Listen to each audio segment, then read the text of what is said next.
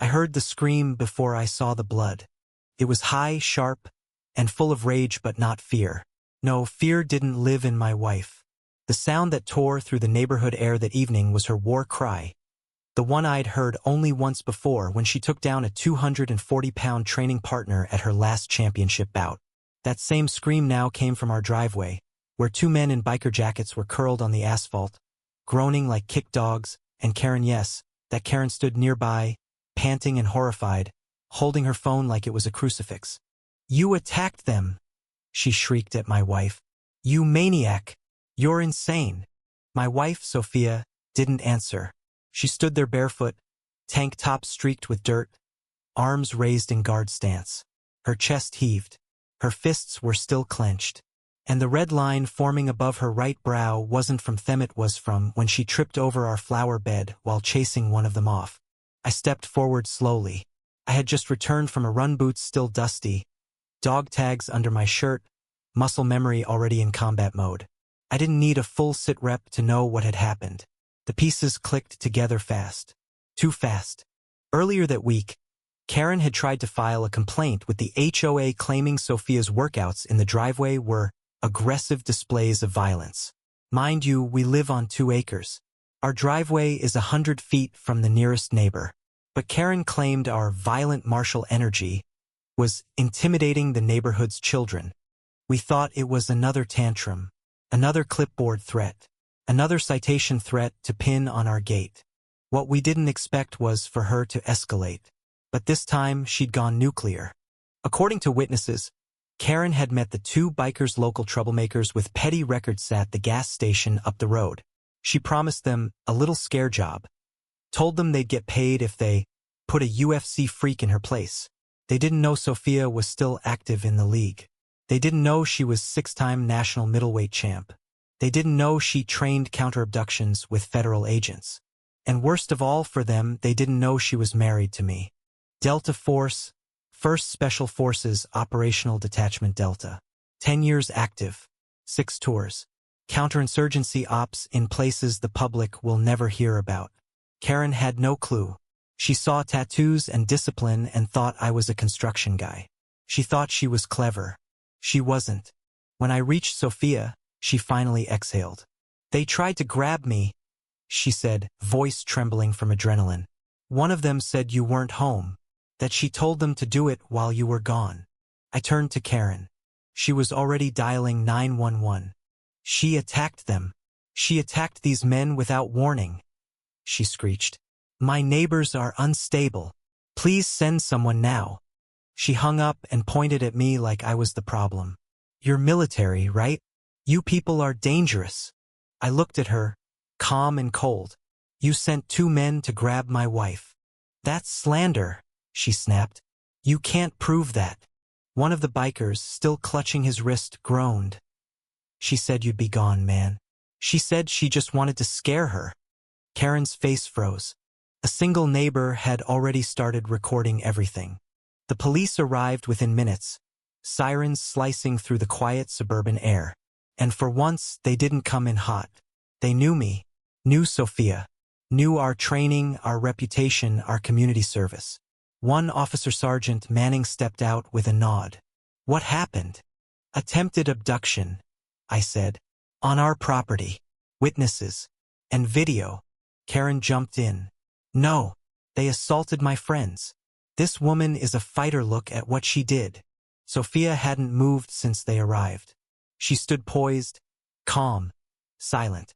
Sergeant Manning looked at the 2 men still groaning on the driveway. "They came onto your land?" he asked us. "Past the gate," I said. "No invitation. She planned it." The sergeant turned to Karen. "Ma'am, I'm going to need you to come with us for questioning." Her face cracked. "Me? I didn't touch anyone." "No," he said, "but you may have orchestrated a crime. That's called conspiracy."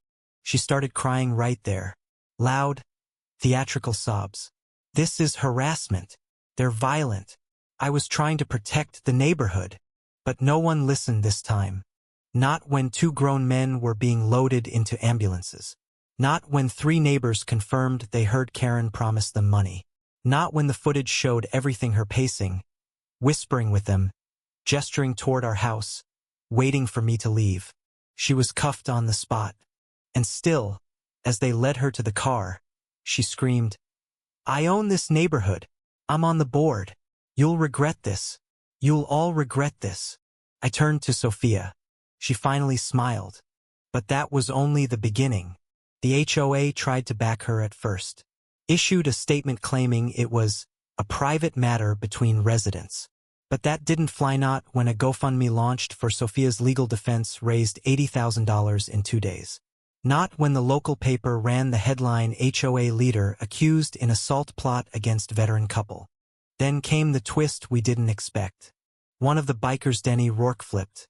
He struck a deal with prosecutors. Said Karen promised him $2,500 and a contract to scare the UFC freak into moving. She'd been trying to push us off the property for months, ever since we refused to join the HOA's mandatory garden design standard. Worse, Denny gave them screenshots. Karen had texted him maps of our property, photos of Sophia from her Instagram, a list of times I'd be away. She called it Operation Peace and Quiet. The DA went for felony conspiracy to commit assault. 2 counts, 1 for each biker. Karen faced 10 years. The trial became a media circus. Local stations showed up with boom mics. National reporters circled like vultures. A woman in a cul-de-sac HOA sending hired bikers after a UFC fighter? Married to a Delta Force veteran? You couldn't write a better headline. The courtroom was packed every day with neighbors, veterans, fighters, and quiet folks who were just plain sick of Karen's kind of power. People brought signs. One read, "She fought in the cage, not in your backyard." Another, "You messed with the wrong couple." Karen's defense team tried everything. Claimed she'd been misunderstood, that she was just joking with the bikers, that it was all a prank gone wrong. They even tried to discredit Sophia's fighting career, painting her as volatile, uncontrollable, trained to injure. They pulled photos from weigh-ins, slow-motion videos of knockout punches, and tried to argue that Karen had been the real victim, terrified of the violence living next door. But it all fell apart under one thing: the truth. The text messages, the time-stamped videos, the admission from Denny Rourke. The HOA emails Karen had sent weeks earlier saying things like, "If they won't leave quietly, we'll make them wish they did." It was all there.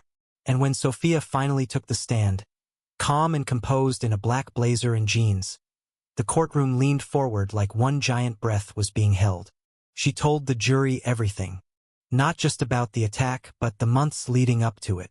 The harassment, the citations, the anonymous complaints from the HOA about her aggressive energy and disturbing martial presence. She talked about how she'd spent her life fighting for respect inside and outside the cage. How women like Karen always saw her as a threat, not because she was dangerous, but because she couldn't be controlled. "I didn't beat those men up," she said, her voice steady. "I defended myself, on my land, from a trap set by someone who couldn't handle the fact that I wasn't afraid of her.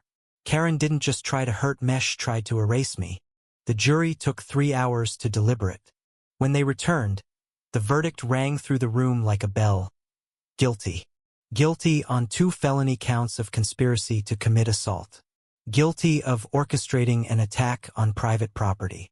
Guilty of violating state harassment statutes. Karen's face went ghost white. She reached for her lawyer's arm like she might faint.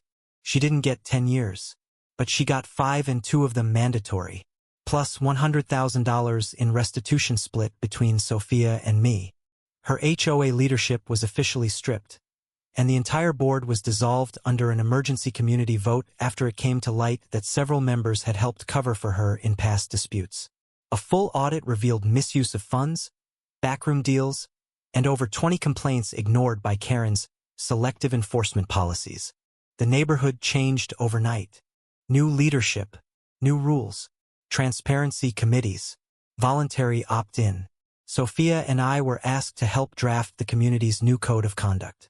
The irony wasn't lost on us. We were rebuilding the very system Karen tried to weaponize against us. And the community responded. At the next summer gathering now called the Unity Cookout, Sophia was given a plaque that read, "For defending not just yourself, but all of us." Kids ran around in jiu-jitsu t-shirts with Team Sophia printed on the back. One little girl came up and whispered, "I want to fight like you when I grow up." Sophia knelt down, smiled, and said, "You fight by standing up for yourself. The rest is just training." As for me, I stepped back from the spotlight. My work had always been in the shadows, and I liked it that way. But I did start a local program for veterans and law enforcement focused on threat de-escalation and community defense. We called it Redline Response, and it grew faster than we ever expected. Karen? She tried to appeal. Twice. Both times denied. Last we heard, she was in a minimum security facility upstate. Word is, she spends most of her time pacing the yard, complaining about how the government stole her voice. But the truth is, she never lost her voice. She lost the power to use it to hurt others. And justice? It didn't come in the form of revenge. Came in resilience. Because when she tried to break us, she forged something stronger. A neighborhood with backbone. A community that finally stopped whispering and started shouting back. We kept the busted mailbox from that day. Painted it gold. Planted a rose bush beside it. The same one Sophia fell into, fists flying.